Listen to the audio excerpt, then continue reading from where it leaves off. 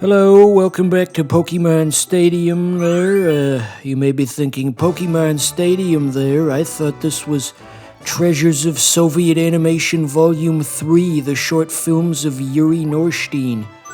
And I can understand how you'd get the two confused. But no, that is not what this is. There's Sarah Silverman making a cameo at the top of the screen again. So this is the actual competitive mode. They've got like tiered difficulties and you have to painfully slog through the easy difficulty before you can get to the real ones. I did that off screen because frankly it wouldn't have made for a very good episode. To watch me do 8 fights in a row where the characters don't even fight back. Alakazam's gonna be our one OP character in this roster, and the rest will be underrated picks.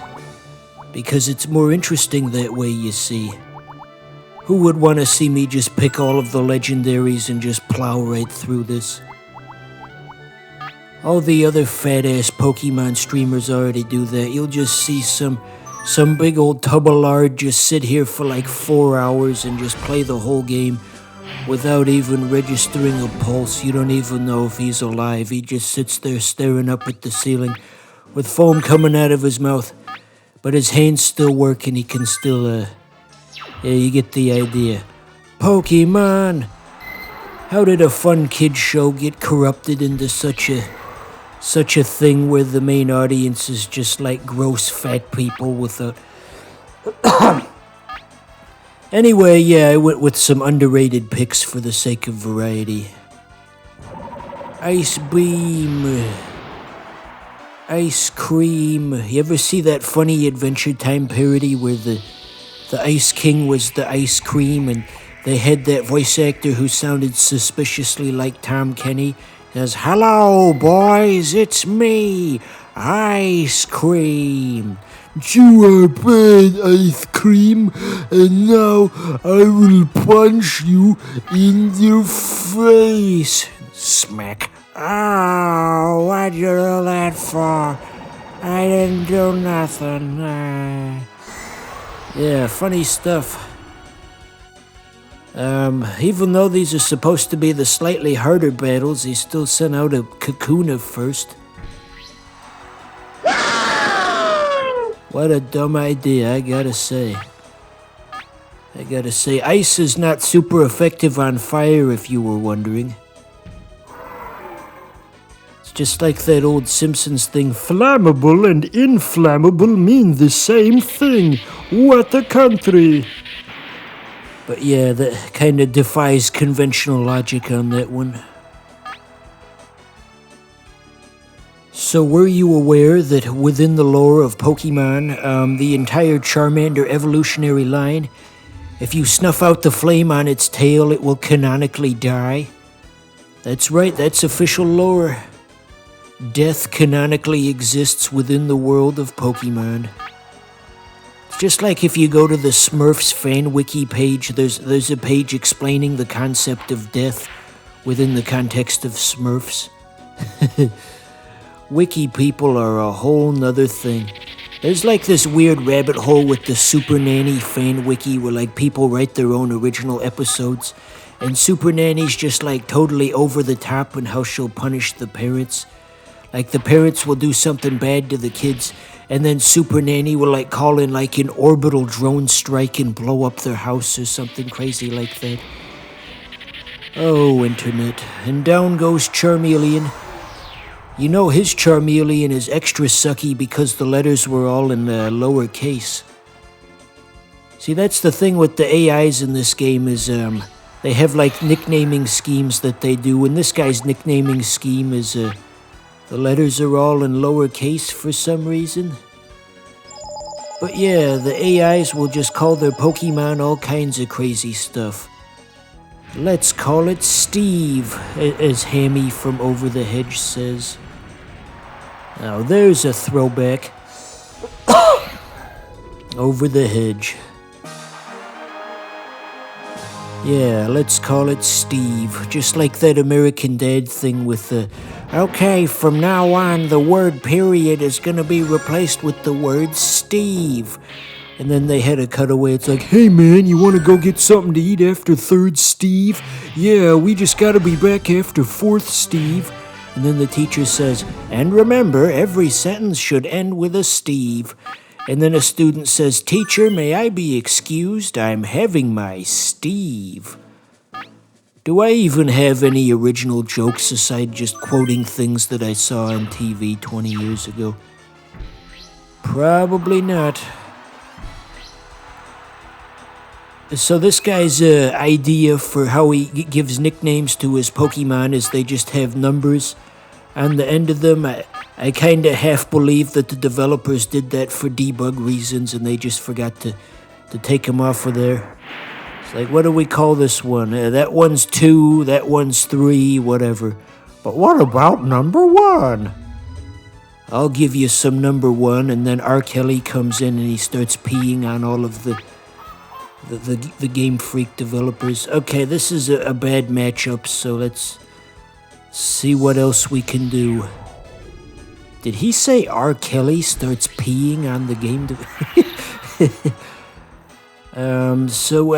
Polly Act 2, he's both water and psychic. And I do not... Oh, wait. We've got Mega Drain. Hold on.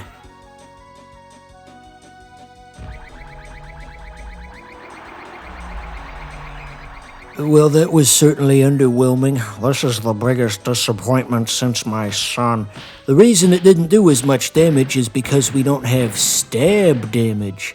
That's right, I know about the stab damage. You see, you get a boost of, I believe, 1.25% when your Pokemon is the same type as the move that you're using.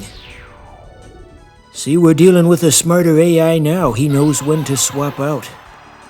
Ooh, and that's bad for us. But yes, finishing my point from earlier, stab damage. Stab damage is what G.G. Allin did to that Asian man who tried to climb up on stage during that one concert.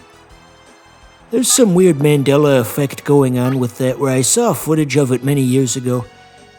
And I've never been able to find it again. And just looking at the news, there doesn't seem to be a verifiable news article that happened. And it's like, no, G.G. Allin stabbed the man. I saw it with me own eyes.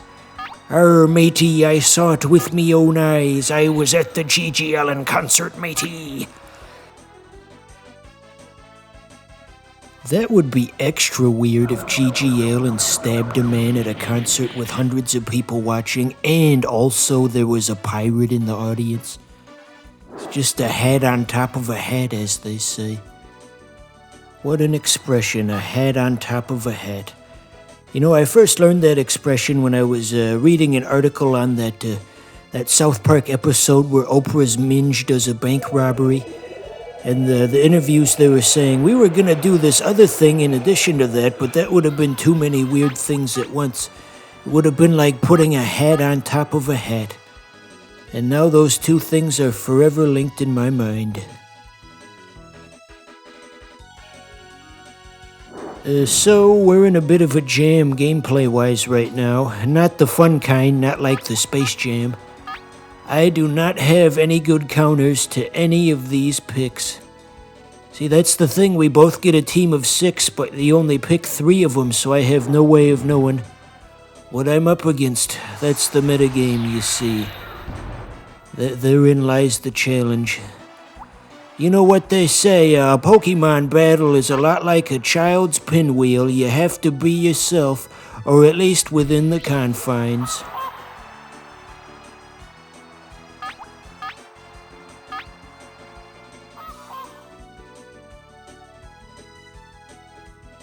So anyway, just the concept of Hypno as a Pokemon, you know.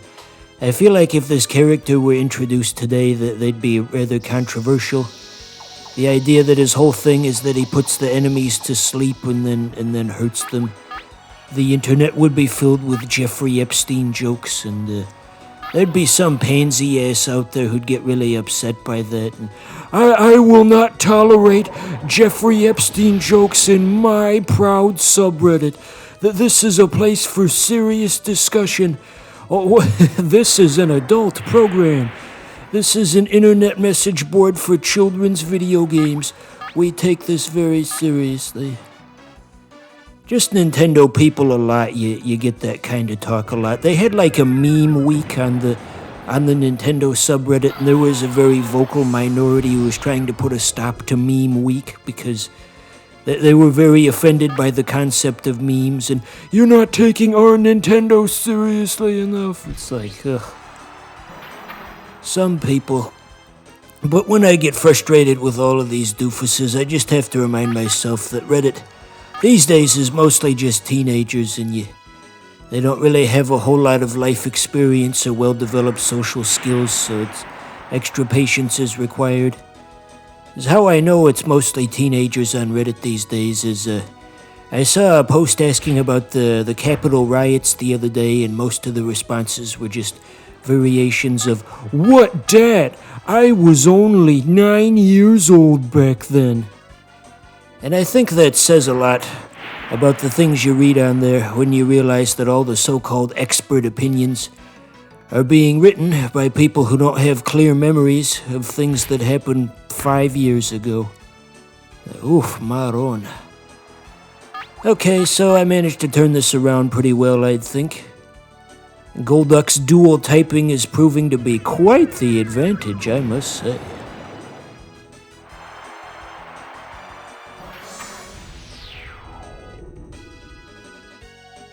I guess I never noticed before that Coughing makes a slight coughing noise during his fainting animation. Certainly thematically appropriate given his character, but never caught that before. I think it's just a sound effect, though. I don't think they had an intern do that or anything. Okay, Jimmy, step right up to the microphone and give us a good Yeah, I think I heard that same sound effect in like a sputtering machine in either Banjo-Kazooie or Banjo-Tooie. There was likely a sound effects library used by many different N64 developers. That sort of thing does happen. You know, Doom and Hotel Mario share a few sound effects as well. There's the sound when Mario comes out of the pipe in that one cutscene. And that's also in Doom. I'm gonna sing the Doom song. Doom, doom, doom, doom, doom, doom, doom. Remember in like 2011 when white girls were just so obsessed with Grr from Invader Zim? Why do I always stress white women when I tell these stories? It's like, you're white. Why do you need to make such a distinction? But anyway, yeah, the goth emo scene of that era, and just Grr is so adorable, ha ha ha. 2012 is the current year,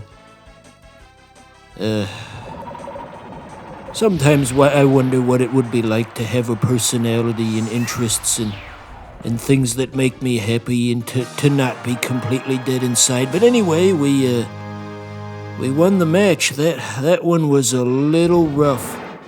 That took up like 66% of the episode. My God. Well, only 6 more of these to go. It's gonna be a long episode at this rate.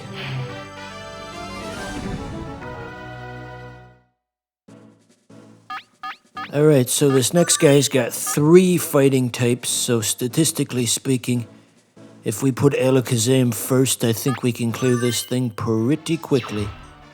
It'll be so fast you'll freak. Just like those old Jimmy John's commercials. Those were so funny back in the day. He said, "What's your name, son?" "My name's Stefan Epanopoulos." "That's not fast enough. We're gonna call you Ed." "Ed's good." I guess you had to be there. Uh-oh, look at his name. It's just 1 letter off from Hitler. Look at it quick, because we got Hitler out of there real fast. Get out of here, Hitler. How did they not notice that was just 1 letter off? It's like that old Norm Macdonald bit from back in the day about Hitler, how he was saying, yes, he was able to sway the minds of millions because he was so charismatic and convincing, and then you look at footage of him and he's just all shankily cankily, and it's like, I don't quite get it. Yeah, so here's some interesting Pokemon trivia. Voltorb and the evolved form, I forget what it's called because it's not on the screen. It's essentially like what a mimic is in RPGs. You know, you have a fake treasure chest and then there's teeth and it bites you. Same idea, because Pokeballs can also be used to dispense items. So you've got a fake Pokeball that you go up to, and then it fights you and it explodes potentially. It's a mimic, classic RPG gimmick. Damn, son, look at how fast Alakazam is clearing this thing. Just in contrast to the last fight that we had. You can certainly understand why people always spam this character. Look at that, viewer, we are already done.